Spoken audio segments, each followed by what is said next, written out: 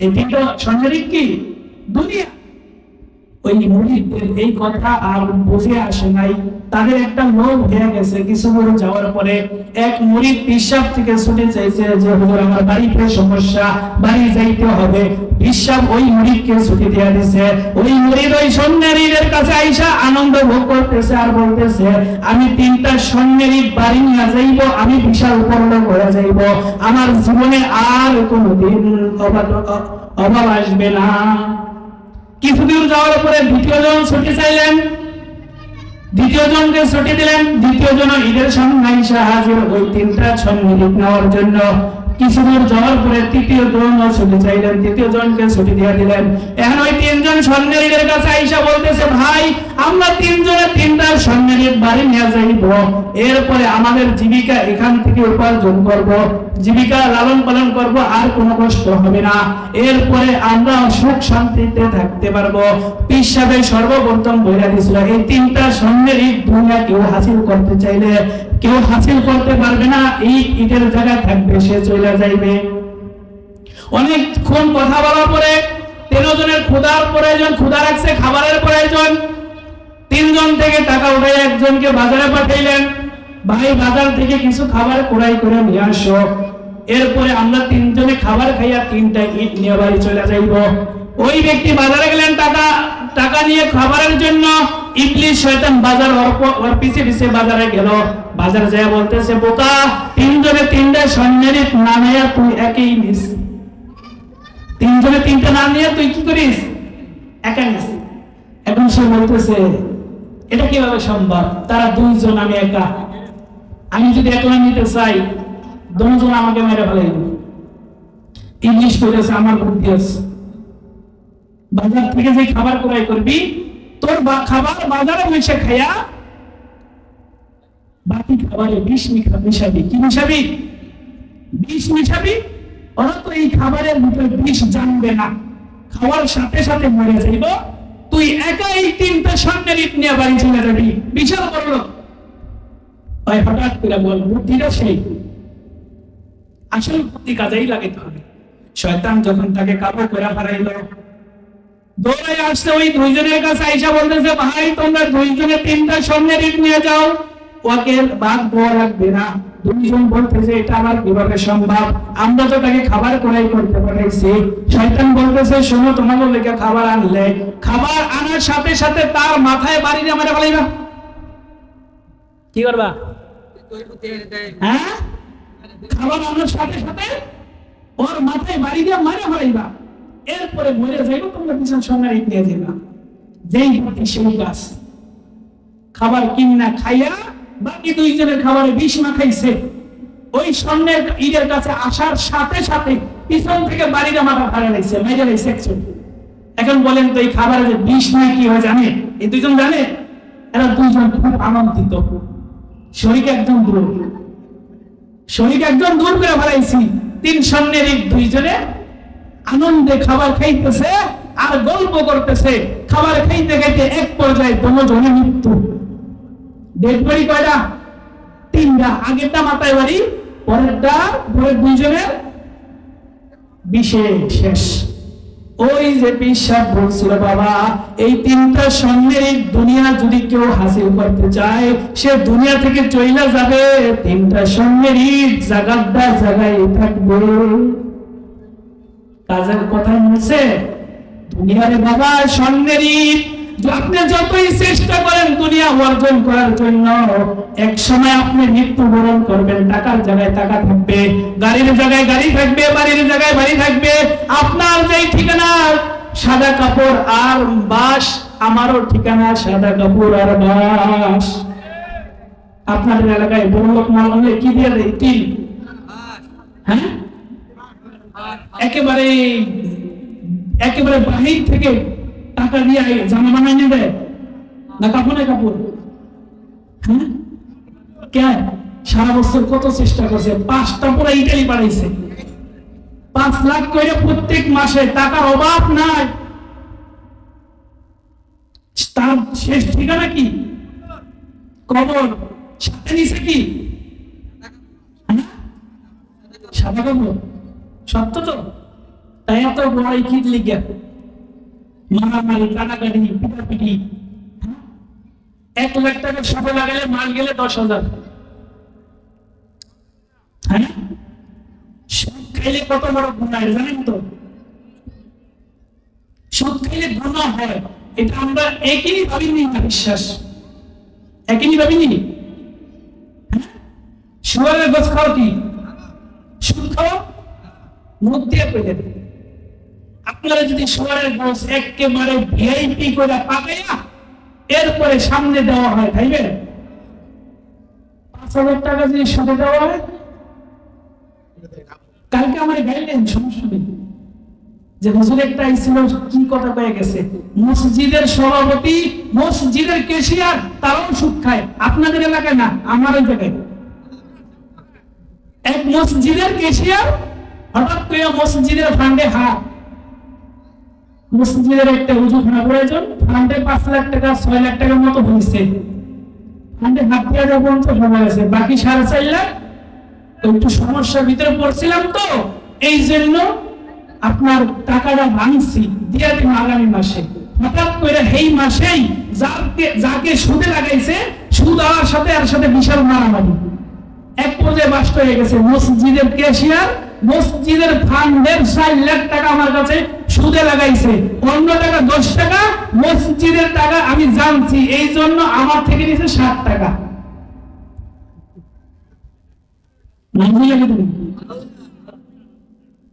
আমরা কোন দেশে বাস করি? সুদের ঘুষ খাওয়া হারাম, এটা একই ভাবে জানি, কিন্তু সুদ খাওয়া হারাম একই ভাবে জানি না, মুখ দিয়া জানি, ঠিক কিনা? হ্যাঁ, সুদের সাথে বর্তমান সমাজে শতকরা 100%-এর 98 জনই জড়িত। আমি যত নামাজ করেন, 20 বার হজ করেন, 48 বার মসজিদ করেন, 92 বার মাদ্রাসা করেন, আপনার এই সুদের টাকার কারণে মৃত্যুর সাথে সাথে আপনার যাবেন। হ্যাঁ, হাজি সব বিশাল হাজি সুদ হাজ করে একবার বিপদে আগে সুদ খেয়েছে, এখন হাজ করে আসছে, এখন হাজি মানুষ সুদের টাকা নিতেছে। ওই যে আগে টাকা দিত পুরান এক কাস্টমার আশা করে বলতেছে আমি হজ করেছি, সুদ খাই না এখন। ভাই বিপদে ফিরে আসছে, একটু ব্যবস্থা করতেন। ওই যে হজ করছে এই জন্য প্রথমে এই কথা বলছে, এখন বলে আমি তো খাই না, আমার মেয়ের টাকা আছে, আমি আইনা দিতে পারি। কার টাকা? অসম্ভব, ওর টাকাই। ওই যে হজ করছে সরাসরি দিলে তো সমস্যা। এখন কি বলে মেয়ের টাকা ছিল, তুমি যেহেতু বিপদে পড়ছো, তোমার উপকার করতারি, উপকার করা অনেক সওয়াবের কাজ, ভগবান বয়ান করছে। সুদের টাকা দিয়ে আপনি উপকার করলেন, সুদের টাকা দিয়ে উপকার করলেন, আরো উপকার করলেন। গরিব মানুষ বেড়ে 1 লাখ টাকা সুদে আনছে, দিন আনে 3 খায়, 1 লাখ টাকায় 1 মাস পরে কয় টাকা আসে?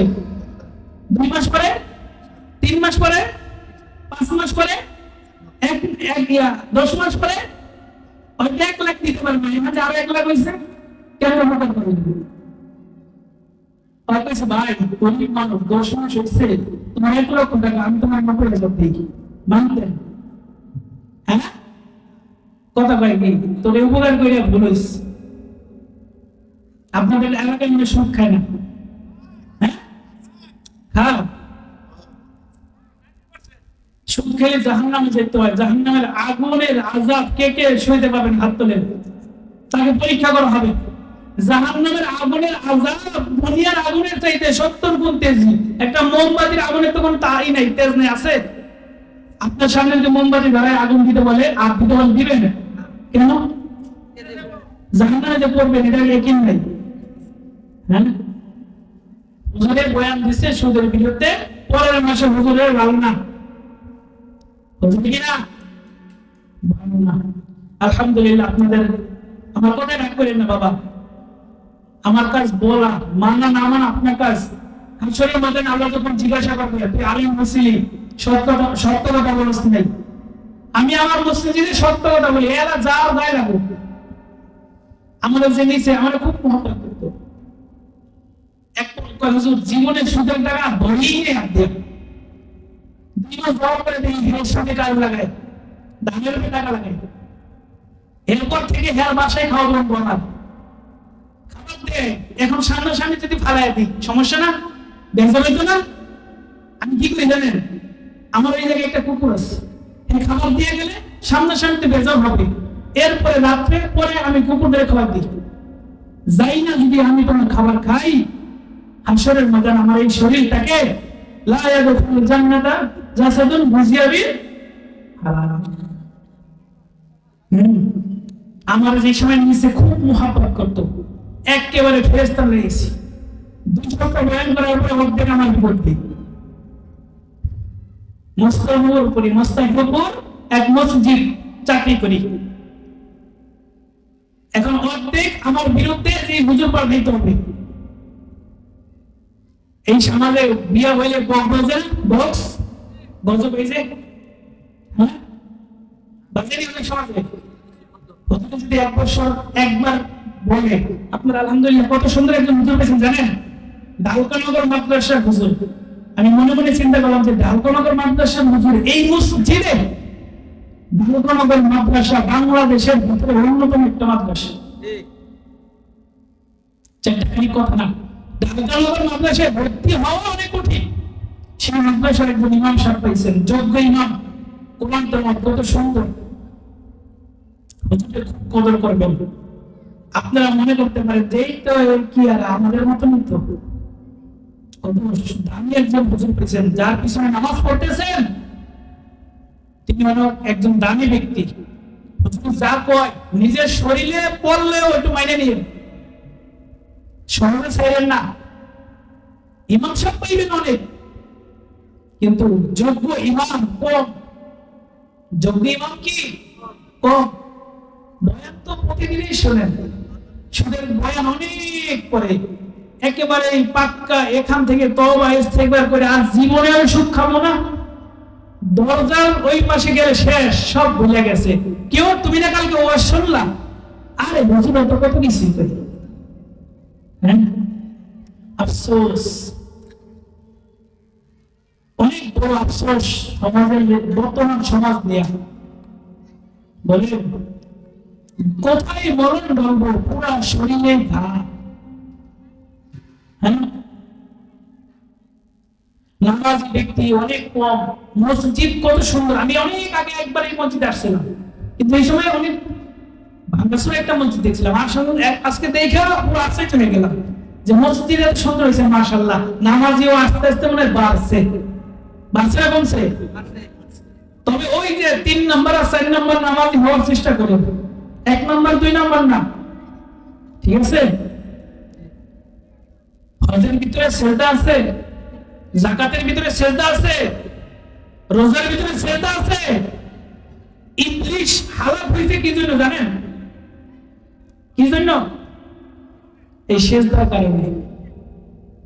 ইবলিশ বলে আমি যেই সেজদার কারণে হালাক হইলাম, মানুষ তোমরা ওই সেজদা দিয়েই জান্নাতে যাইবা, তোমাদেরকে ধর্ম টাইপ কইরা। এই জন্য দেখবেন সমাজে রোজার দিনে 100-র মধ্যে 50 জন রোজা রাখলেও রাখে, ঠিক না? হজের সময় 100 মানুষ হজ ফরজ হইলে কমপক্ষে 70 জন হজ করে। যাকাত 100 জনের উপর ফরজ হইলে কমপক্ষে 50 জন দেয়। সমাজে 100 জন ব্যক্তির উপর নামাজ ফরজ হইলে মাত্র 10 জন ব্যক্তি নামাজ পড়ে, ঠিক না? ইবলিশ কয় এই সেজদার কারণেই আমি হালাক হইছি, আর ওই সেজদা দিয়ে তুই জান্নাতে যাবি।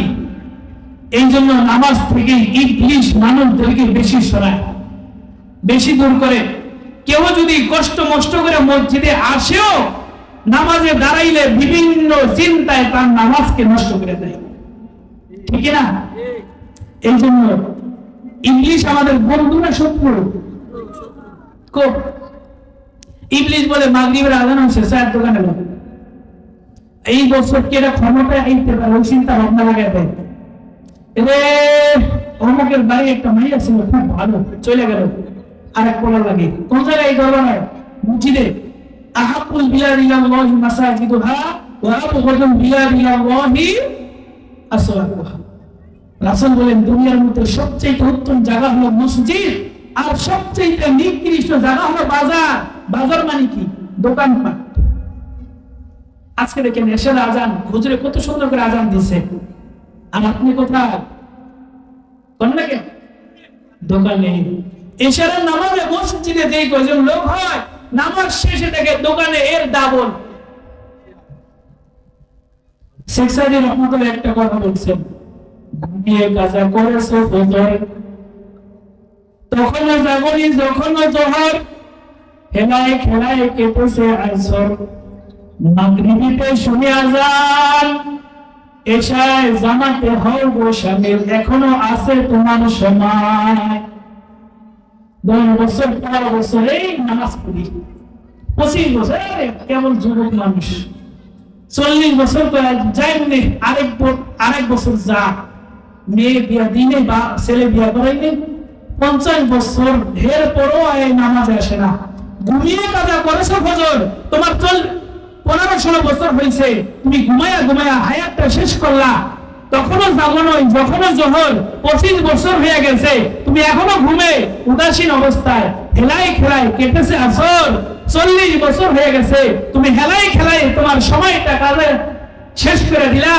মাগরিবিতে শুনি আজান, 60 বছর হয়েছে, এখন সবাই টের পেয়ে যায়, হায় আমার তো নামাজ পড়া লাগবে, তখন এর সাথে শামিল হও তো জামাতে, এখনো তোমার আছে সময়, 70 বছর হয়ে গেছে, তুমি এখনো সময় আছে, নামাজে আসো, তাড়াতাড়ি মসজিদে আসো। 70 বছর মুরব্বী চাচা নামাজে গেলেন না? আরে দাদা না, বাইশটা আমার কাপড়টা নাবা, কি নাবা বলেন তো? এই অবস্থায় যদি আপনার মৃত্যু হয়, আমরা সকলেই দোয়া করি যে আমাদের মৃত্যুটা যেন পবিত্র অবস্থায় হয়। আপনি কেমন মানুষ, কেমন মুসলমান, আপনি নাপাক কাপড় নিয়ে চলতেছেন, যদি এই অবস্থায় আপনার মৃত্যু হয়, আপনার মৃত্যুটা তো নাপাক কি অবস্থায় হলো? হ্যাঁ, ওই যে শেখ সাদির কথা, ঘুমিয়ে কাজা করেছে বছর, তখনও জাগনি যখনও জোহর, হেলায় খেলায় কেটেছে আসর, মাগরিবিতে আজ শুনিয়া যায়। হ্যাঁ, সারাদিন শেষ হবে, মাকে বেড়াবেন কিরে মাগরিবের আলো হইতেছে, আর দিনের লাগে তারে বলেন না। 70 বছর হয়ে গেছে, মুরব্বী নামাজ আসে না, 70-60 বছর হয়ে গেছে, আপনার দাড়িটা এখনো উঠতেছে না, আর না দাবি করতেছেন আমি বিশাল আশিকে রাসূল, মৃত্যুর সাথে সাথে রাসূল আমাকে শাফাআত করবে, আমি রাসূলকে খুব ভালোবাসি। আপনি আশিকে রাসূলের দলিল কি? রাসূলের আশিক, এটা আপনার দলিল কি? রাসূলের সুন্নাত। আপনাদের এরা সর মালগাঁও তালুকের কান্দি, আপনাদের নির্বাচনের ভোটের কেন্দ্র কোনটা? এটা না? আপনার ভাই নিজের বোর্ডের এই যে বোর্ডের ঘরে থেকে বাক্স দেয়, এর কি বলে? ব্যালট, যে বাক্স বিদ্যুৎ এর এজেন্ট বলে না?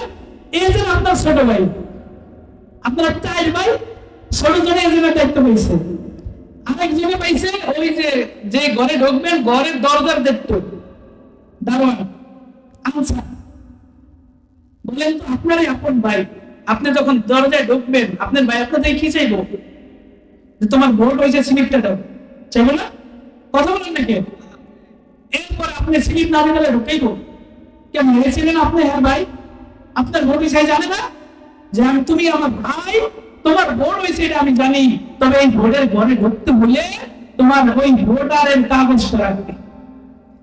ওন থেকে ফেরা মিলে ঢুকলেন, এখন যে এজেন্ট ওই যে ভোটের বাক্সের ভিতরে ব্যালট পেপারটা থুবে, এই তো আপনার ভাই, এই আপনার ওই ব্যালটের সিল মারতে দিবে যদি আপনি কাগজ না দেন কেন? আপনার না আপন ভাই, বলতেছে যে তুমি আমার আপন ভাই, ঠিক আছে, তুমি যে ভোট দিতে আসছো, তোমার কাগজ ছাড়া তোমার ভোট দিতে দিব না। আপনি যে আশিকে রাসূল, এটা নামে কোথায় আপনার রাসূলের সুন্নাত? কোথায় আপনার রাসূলের আদর্শ? আপনার রাসূলের আদর্শ নাই, রাসূলের সুন্নাত নাই, কিছুই আপনি রাসূলের আপনার ভিতরে ঢোকান নাই। আপনি মনে মনে ভাবতেছেন আপনাকে রাসূল শাফাত করবে? কোশ্চিন কালে না, কোশ্চিন কালে না। এই জন্য আমরা সবসময় রাসূলকে মহব্বত করি, রাসূলকে ভালোবাসি। আমরা দেখেন এমন এক নবীর উম্মত, আমরা দুনিয়াতে আসছি সবার পরে, জান্নাতে যাব সবার আগে। সুবহানাল্লাহ বলেন না? আমরা আসছি সবার পরে, জান্নাতে যাব সবার আগে, একমাত্র রাসূলের মর্যাদার কারণে। ঠিক আছে? হাশরের ময়দানে কোন নবী শাফাআত করতে পারবে না, সুপারিশ করতে পারবে না। মুসার কাছে যাইবেন, আবু আনিয়া নাফসি, আমি পারবো না। ইব্রাহিমের কাছে যাবেন, বলবো ইয়া নাফসি, আমি পারবো না। আপনি আমার রাসূলের কাছে যাইবেন, আমার রাসূল আপনাকে শাফাআত করবে। একমাত্র রাসূলের মর্যাদা কত দামি! রাসূল, এই রাসূলের সুন্নাত ধরলেন না, রাসূলের আদর্শ ভিতরে ধারণ করলেন না, মৃত্যুর পরে আপনাকে রাসূল শাফাআত করবেন না। এই জন্য আমরা আমাদের আদর্শ, রাসূলের আদর্শ করব, নামাজ পড়ব, সুদ ঘুষ হারাম থেকে বেঁচে থাকবো। আমরা কত নম্বর নামাজি হব? 3 নম্বর অথবা 4 নম্বর। আর আমরা কোথায় বসবাস করি? আমরা কি প্রবাসী। আমরা এই দেশে আসছি নেক আমল কামাই করতে, নেক আমল কামাই করে অর্জন করে আমাদের আসল ঠিকানা জান্নাতে যাব ইনশাআল্লাহ। রাজি আছেন কে কে? হ্যাঁ, জীবনে নামাজ ছাড়বেন না। হাতলে আল্লাহ যতদিন এই লোকগুলোকে বাঁচা রেখো, তোমার রহমত দিয়া, তোমার দয়া দিয়া, তোমার মেহেরবানি দিয়া তাদেরকে 5 ওয়াক্ত নামাজ জামাতের সহিত পড়া তৌফিক দান করো। আল্লাহ তাদেরকে তোমার রাসূলের আদর্শ ভিতরে ধারণ করার তৌফিক দান করো।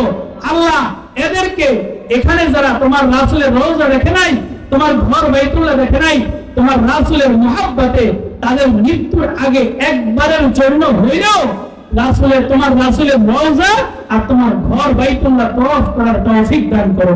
ওয়া আখির দাওয়ানা আলহামদুলিল্লাহি রাব্বিল আলামিন। আসসালামু আলাইকুম ওয়া রাহমাতুল্লাহি ওয়া বারাকাতুহু।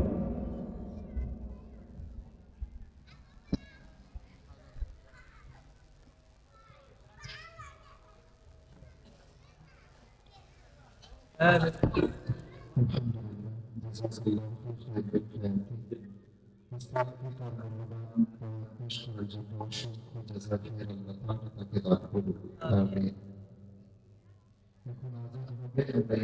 সকলে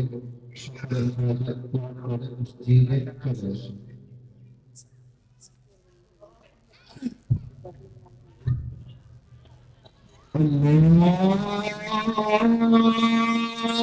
أكبر الله أكبر الله أكبر الله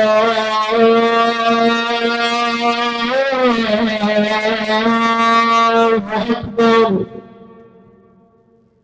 أشهد أن لا إله إلا الله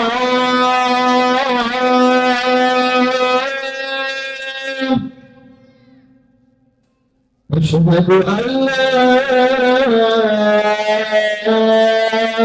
إله إلا الله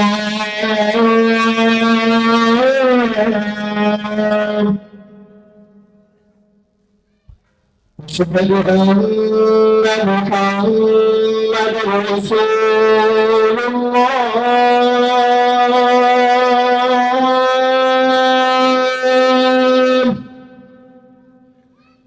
أشهد أن محمدا